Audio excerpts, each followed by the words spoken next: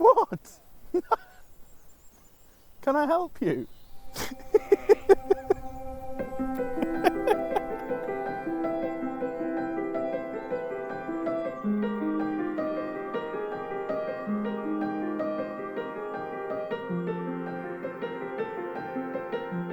In terms of the species that you find, looking at the blanket bog, you have curlew and golden plover, which have returned at this time of year, the summer, to breed. You have skylarks and meadow pipits as well. You might see kestrels flying around. You come further down the slope, we've got deer, barn owls, short-eared owls, lapwing, countless invertebrate species, countless plant species, and it all creates this wonderfully eclectic mix that is the West Pennines.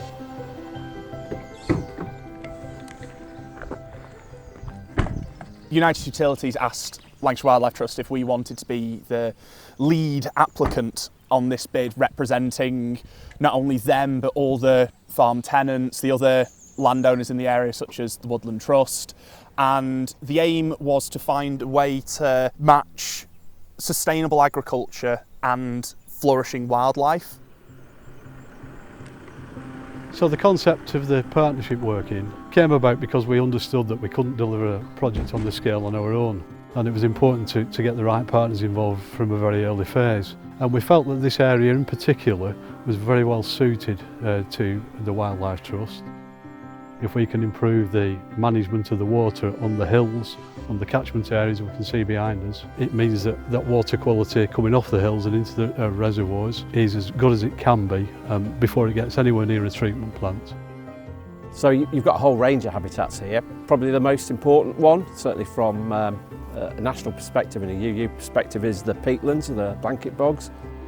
Peatlands are really important in terms of drinking water quality. We live in a really wet part of the country. The rain falls on the hills, it filters through there, and it produces cleaner water. So cleaner water coming off the hills into the rivers, into the reservoirs. The problem is that over the many decades, if not centuries, peatlands have degraded. I mean, obviously as a company, it's about improving water quality, but it's also about improving the biodiversity, improving partnerships with key stakeholders, and here I'm particularly thinking around our farm tenants who would be an absolute key part in terms of being able to deliver our vision.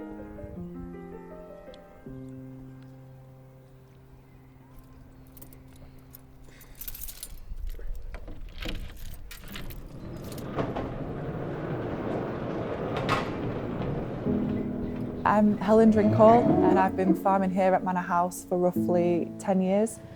I'm the third generation of our family to farm here. I grew up on the farm. My dad's always worked on the farm, my granddad before him. It's just a way of life. It's like the best upbringing ever. I always sort of say, like most kids, I feel like when it kind of got to the end of the summer holidays, they would sort of be desperate to go back to school, and I was always like, oh, really? We've got to go back to school? It's a stunning, beautiful area to sort of call your office effectively.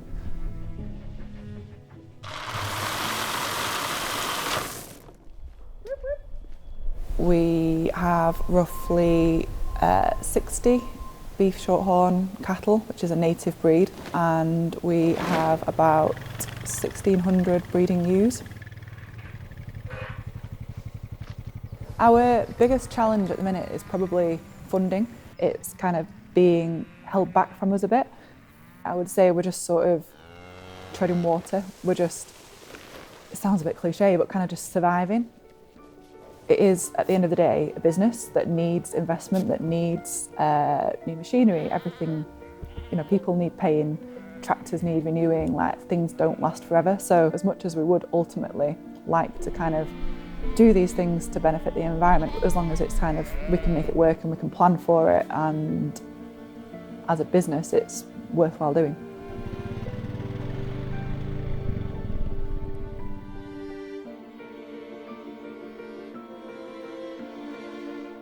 We want this place to be a hub, a beacon in the landscape, not just for nature, but for people.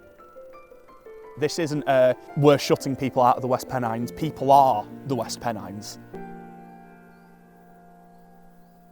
Já nasce, like that. He's really my daughter's cat much more than mine, but she's gone off to university, so. My name is Marjan Bouda, and I'm a sculptor and well, artist all round. So I'm from the Netherlands, a place called Groningen in the very northeast. I grew up on a farm there. Adventure drew me, the 19-year-old me. I spent 4 years in kind of social work, and then later I went to art college in Manchester and in London. I came to a point where I really, really wanted to have my own studio space. So that is what I found here in Darwin. I know I'm Dutch in the first place, but I kind of like to claim a little bit of like Lancashire lass. I think there is an interest really from growing up with animals on the farm. I mean, I've worked in bronze a lot before, and there I use a lot of texture. I have all sorts of molds and I recreate patterns of kind of everyday materials. Walking up to the moors and then coming to the wild parts, that's sort of what gets me. I like it's very atmospheric, can be bleak. I quite like a bit of bleak, yeah. The heather and the birds that like suddenly appear. But also I made quite a lot of local pieces here. There's the heron at Entwistle. That's been there like I think 16 odd years. I always feel ever so slightly anxious for it. Ever so slightly like, is it still okay? But I think it is. But it was a more sort of upright stance, and now it's very much looking for a frog or a fish for its dinner. He's all right. If you think about the inspiration that I draw from this amazing wildlife and the incredible environment here, then what an enormous loss that would be is not to have that ongoing and protected and looked after and restored. Peatlands nationally are under threat. One of the big risks that we have in this area is wildfire. I think most local people will remember when Winter Hill was on fire, they had to have their windows and doors shut whilst the smoke was blowing over their houses, and it caused an issue to human health. And we want to make this landscape more resilient and stop that happening.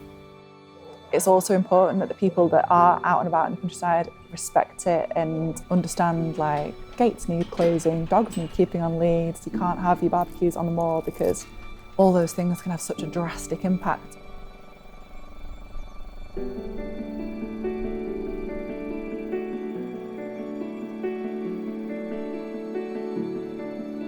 My name is Aman Etezadi. I came to Britain in 1981. Originally, I was living in Tehran, which was the capital of Iran, and I just followed work, and I ended up in Darwin. To begin with, the weather was totally different, but very soon I got used to it, and now I call this my home. I gave up working about 6-7 years ago, looking after one of my relatives that is suffering from Huntington. It's a 24/7 care, and whenever I have a respite, I go up the hill in Moor and just walk. It gives me that extra energy to go along a bit further. Darwin Tower is basically like a destination, but in life, I'm not thinking about the destination. I'm thinking about the journey. So on the way, you look at the animals, you look at the vegetation, you look at the greeneries. These are the little things, but for me, it's the whole story. I have the pleasure to have this place next to me. I felt completely at home the minute I saw this place. The first thing everyone always says when they come up here is, oh, haven't you got an amazing view? And I'm like, yep, yep.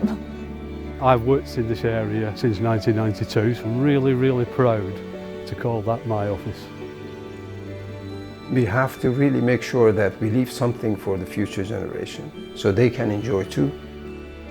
There is so much potential locked in these hills and these fields and forests that just needs unlocking, and this project is a chance for that to happen.